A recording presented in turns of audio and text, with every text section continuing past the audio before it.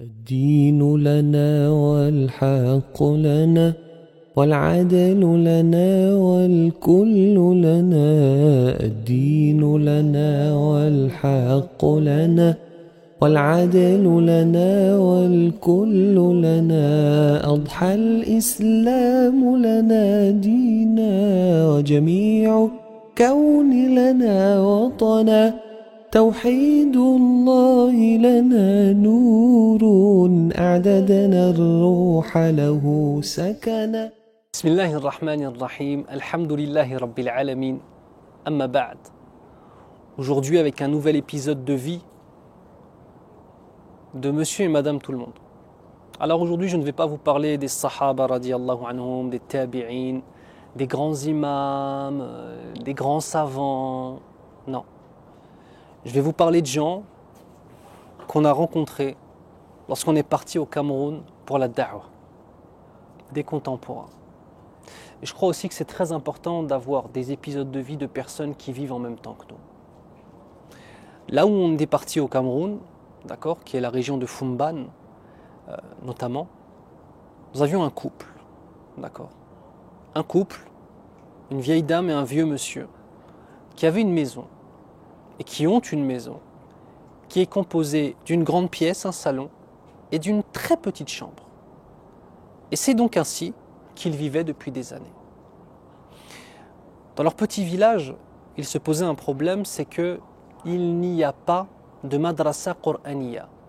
Il n'y a pas d'endroit pour apprendre le Qur'an pour les enfants. Alors, fi sabilillah, ils ont décidé de consacrer la moitié de leur salon à un certain nombre d'enfants du quartier pour qu'ils puissent venir apprendre le Qur'an. Donc, ils ont poussé leurs meubles. Mais les parents du quartier, entendant qu'il y avait une nouvelle madrasa qui est ouverte, ils en ont envoyé d'autres, et eux, ayant un grand cœur, ils ne refusaient personne. Jusqu'au moment où il n'y avait plus de place dans le salon, et qu'il fallait se débarrasser des meubles, parce que pousser les meubles et les remettre ne suffisait plus. Alors, cette petite pièce à côté, dans laquelle simplement ils dormaient, au fur et à mesure, c'est devenu leur lieu de vie. Et leur salon est devenu une madrasa, accueillant les enfants chaque jour. Ils ont consacré 80% de la surface de leur maison pour accueillir des enfants qui viennent réciter le Coran al-Karim. On en est où de ce type d'action? Wallah, mes frères et sœurs, aujourd'hui, nous-mêmes, quand on a un nouvel appartement, qu'on arrive dans une maison, rares sont ceux qui consacrent ne serait-ce qu'un endroit spécifique à la prière. Alors, encore plus rares sont ceux qui réservent une pièce spécifique à la prière. Regardez, on se casse la tête pour la décoration de notre salon, pour avoir la plus grande télé, le plus beau canapé, mais on ne donne même pas un endroit spécifique pour la prière et on prie à gauche, on prie à droite, on est là, on prend une sallaya, on la met, ça traîne, ça repart. Mais c'est pas fini l'histoire de Aïcha et de son salon et de sa madrasa dans son salon. Parce que ces enfants, quand tu rentrais dans la madrasa, on est au Cameroun, il fait chaud. Une chaleur insoutenable pour nous. Nous, Européens, on ne resterait pas 10 minutes dedans, on ne peut pas, il fait trop chaud. Les enfants restent des heures dans cet endroit-là. Autre élément, les masahif. Et je vous rappelle que le livre dans lequel est écrit le Coran, on n'appelle pas ça un Coran parce que le Coran c'est la parole d'Allah, mais on appelle ça un mushaf. Et le pluriel c'est les masahif. On s'attend dans une madrasa Qur'aniya comme dans nos mosquées en Europe, en France, au Canada, à avoir plein de masahif, plein. Ce que vous appelez le Coran, plein de masahif. Il n'y avait pas ça en fait. Il y avait quelques Corans, quelques masahif, quelques-uns. Et vous savez qui étaient coupés par petits chapitres du Coran. Et parfois même par page du Coran.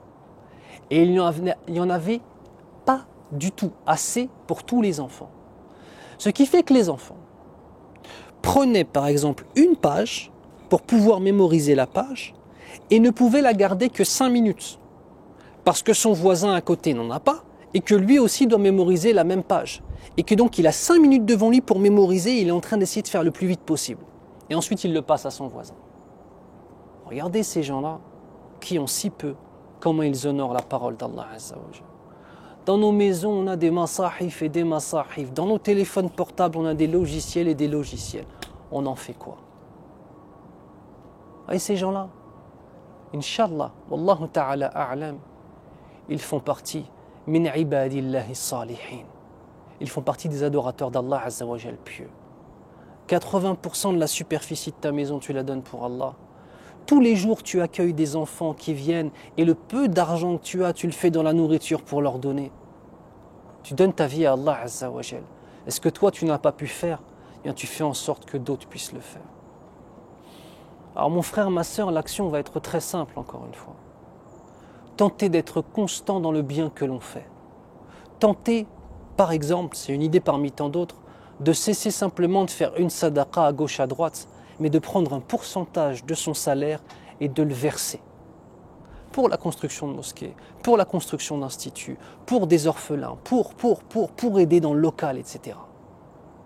Pour faire une cagnotte, pour aider des gens s'ils sont dans le besoin, etc.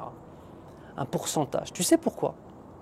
Parce qu'au moins, si tu te dis qu'il y a un pourcentage de ton salaire qui va dans le khair, tu ne seras plus dépendant simplement de la hauteur de ta foi pour donner ou ne pas donner.